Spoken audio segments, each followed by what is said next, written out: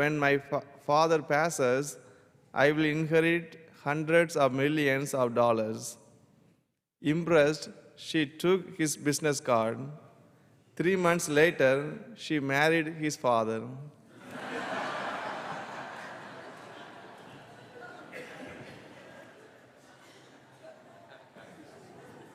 Dear friends in Jesus Christ, if any one of us were to look back over the years of our lives, we would more than likely to able to identify times when we struggled, when life was difficult, and hopefully we could also recall other times when we were deeply happy and at peace. Today's gospel, however, invites us to recall those moments in our lives when, as Peter said in the gospel, it is wonderful for us to be here.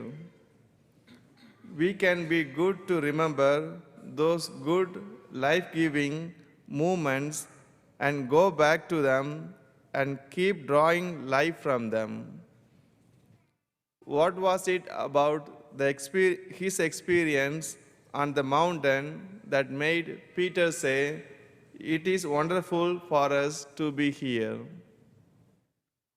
Peter, along with James and John, clearly had some extraordinary experience of Jesus on the top of that mountain. Just prior to this memorable moment, on this mountain, Jesus had told his disciples that he must undergo great suffering at the hands of his enemies and be put to death by them. There was to be no doubting Jesus' humanity. He was entering fully into the human condition, even point to the sharing of our darkest human experiences, the experience of misunderstanding, rejection, betrayal, undeserved and humiliating suffering and death.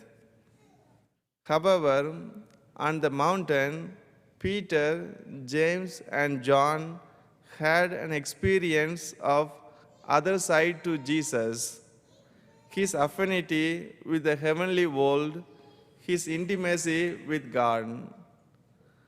At this moment, the disciples were made aware of Jesus as God's beloved Son. Jesus' divinity shone through his humanity and somehow transfigured his humanity.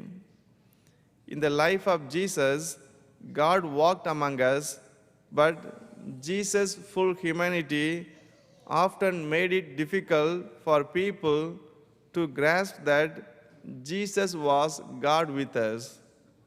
However, on the Mount of Transfiguration, the disciples were in no doubt that Jesus was indeed God with us.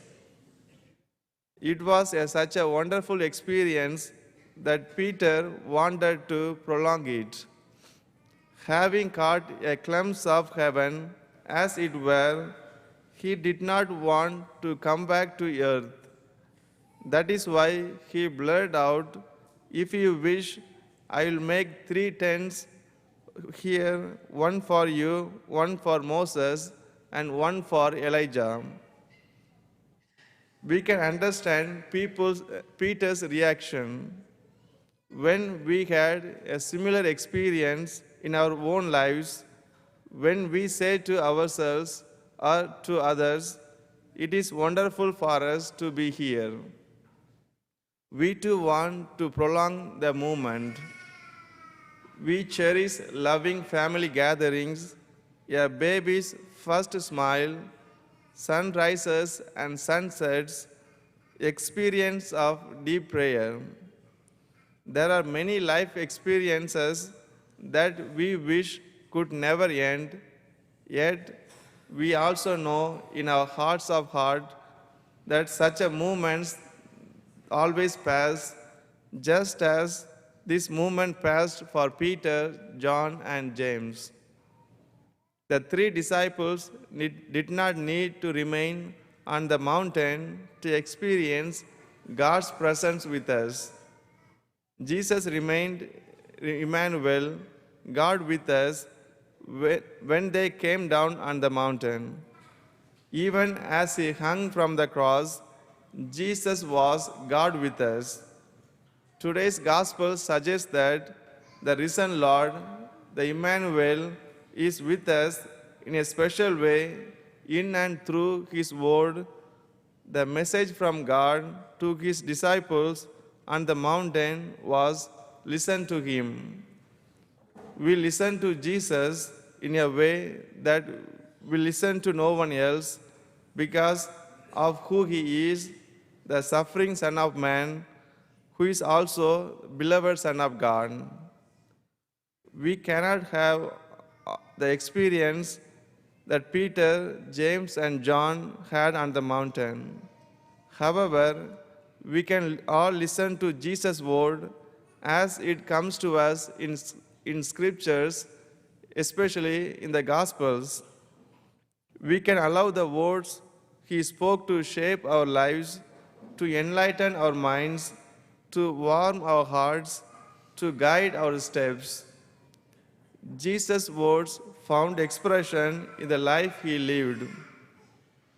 He not only proclaimed God's word, but he is that word, and God the Father continues to say all of us, listen to him.